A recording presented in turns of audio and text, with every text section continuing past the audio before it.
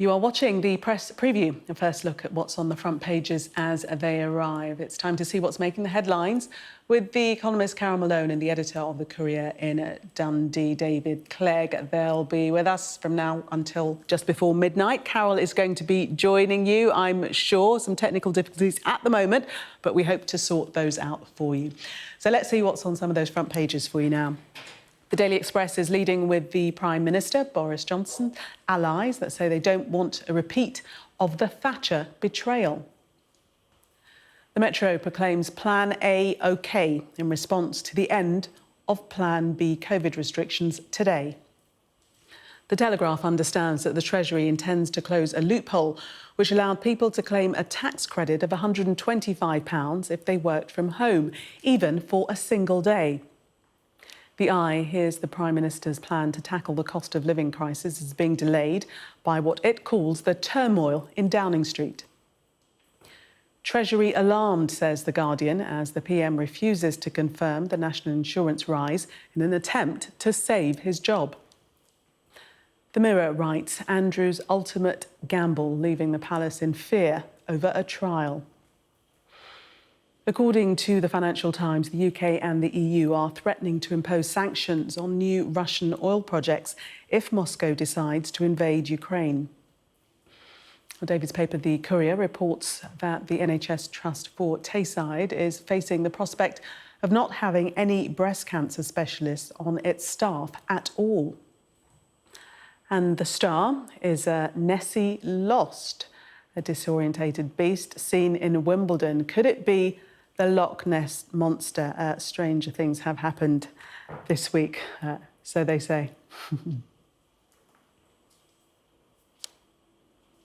With me now, David Clegg, and hopefully Carole Malone soon too. Hi, David. You're all on your lonesome for the moment. We'll try and sort that out. Let's start with the Metro, their front page, Plan A OK. This is a shift in how we will all live our lives from now onwards.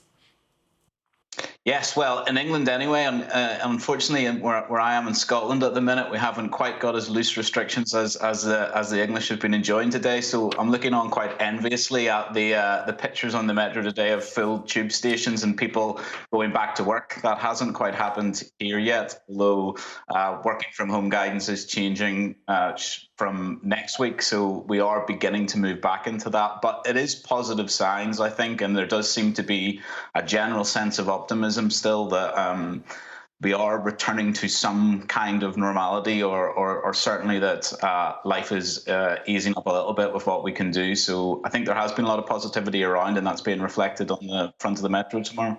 Although some things are going to be kept, for instance, on public transport, London Underground, they will still require people who travel to wear masks, and some supermarkets have voluntarily stepped up and said that they will still ask their customers to wear masks. So it's not quite back to normal. No, I think the face mask issue is quite interesting because you have this. It's going to be voluntary now in areas in England, but some supermarkets asking customers to wear it, train companies asking customers to wear it.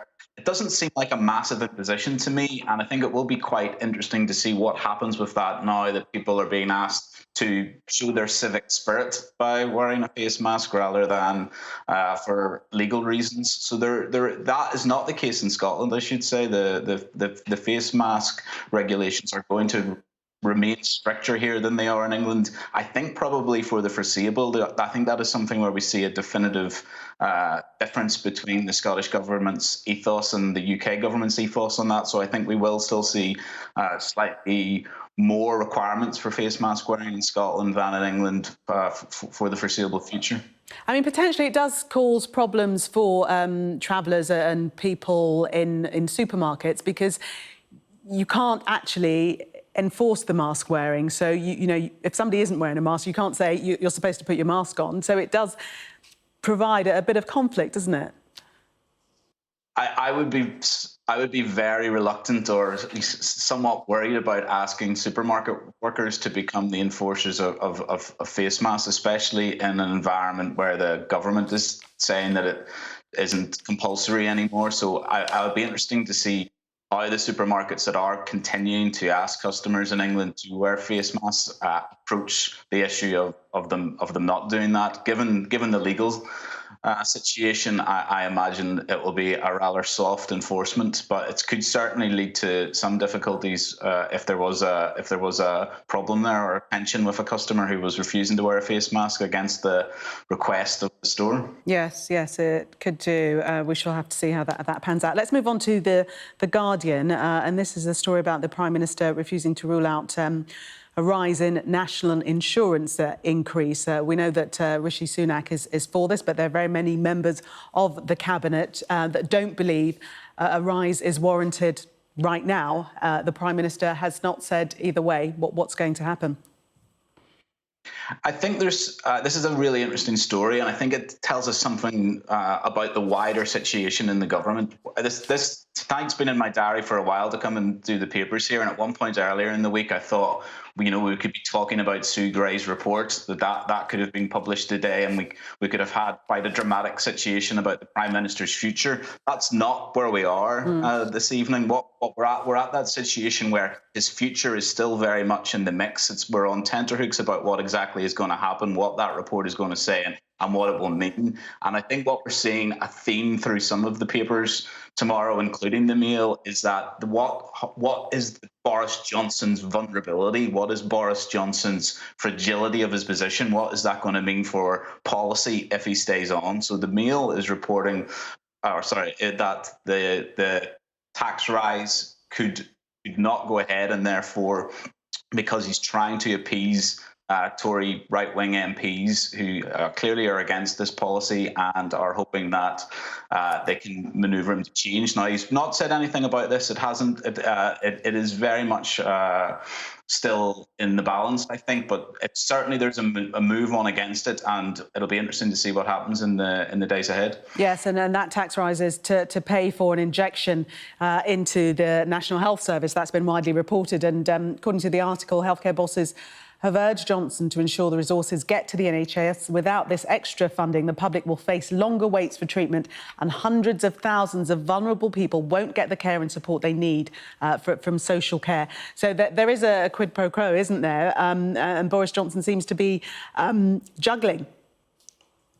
Well, very much so, and also this is a flagship policy that was it was announced with massive fanfare, and the theme of it is that the health service needs this money. That social care has been struggling so badly before the pandemic, even, and now we've got the extra pressures on there. So the question is, if there is concern for political reasons about how they were proposing to raise this cash, to capitulate on that because of nonsense and triviality in Downing Street and concerns about the character of the Prime Minister, if that is beginning to impact on such an important issue, the central how you fund proper healthcare for your populace, I think it gets to the heart of the problem that we have with the government at the minute. That the personal character of the Prime Minister, what's been going on behind the scenes in Downing Street, speaks to the central character, of course, of the government, but also can really derail their policy platform if the Prime Minister is no longer able to rely on his backbenchers and is having to bribe them almost with changes of policies that are central and extremely important for the continuing function of the government platform. David, I've got good news for you. I can save your voice for a couple of seconds because Carole joins us now. Welcome, Carole. I'm so sorry. Technological problems, sorry. You're here now. I've never been so delighted to see you, Carole. I was just going to say something nice there, don't. Go on. You're allowed one nice thing. I was just going to say I've never been so happy to see you. That's good, I'm here. Hello.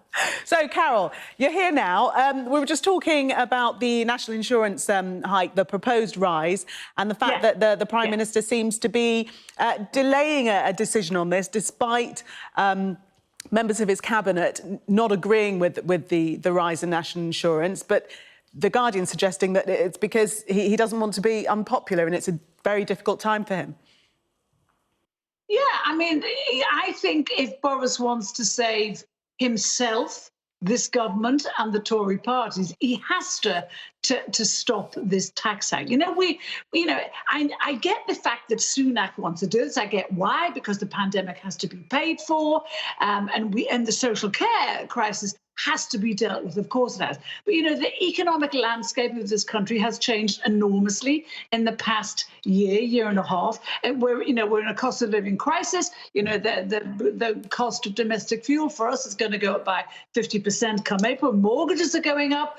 People are soon going to be facing hellish choices about whether they can eat or heat their homes. And what they do not need at this time is this tax.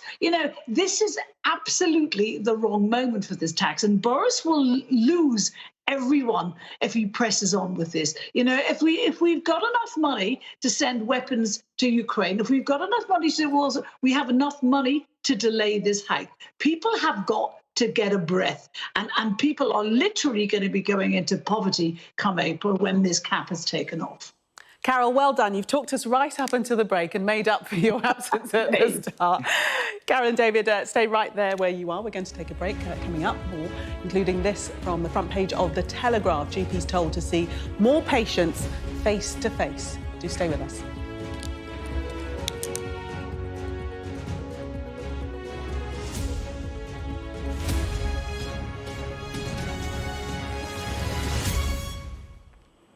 Welcome back. You're watching the press preview. Still with me, Carole Malone and David Clegg. There they are. I thought you were going to desert me for a while there. Right, let's kick off with the Metro, because we didn't get a chance to talk about rhubarb, and it's not in the context of a crumble. What are we talking about, David?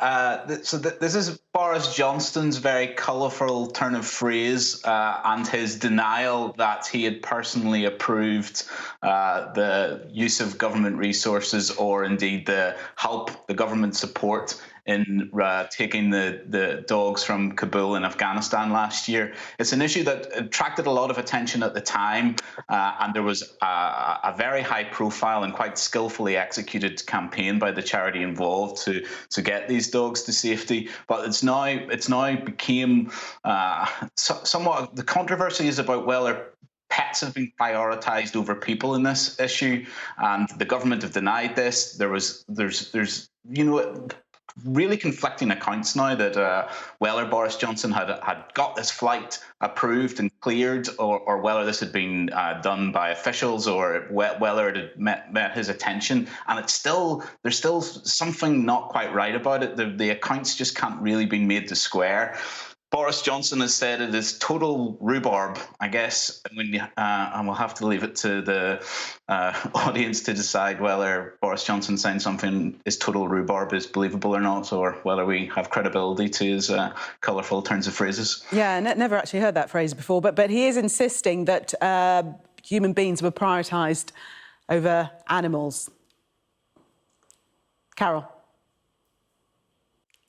Sorry, we're cutting out. Yeah, well, he's saying that, but Foreign Office officials have referenced emails, quotes, the PM's Now's, I can't pronounce it, the charity decision. They have been referenced as his emails and his decision to do this. Now, we know at the time, we saw those scenes at Kabul airport. We saw thousands of people clamoring to get on planes. We know that some of the Afghan interpreters were there. We know that those people didn't get on planes. But what we do know is a plane full of dogs and cats did get off the ground. And if you remember at the time, there was a massive fuss with Pen Farthing causing a fuss over there, saying that if his plane wasn't allowed to go, he would make a phone call to someone in authority, and he was furious and screaming.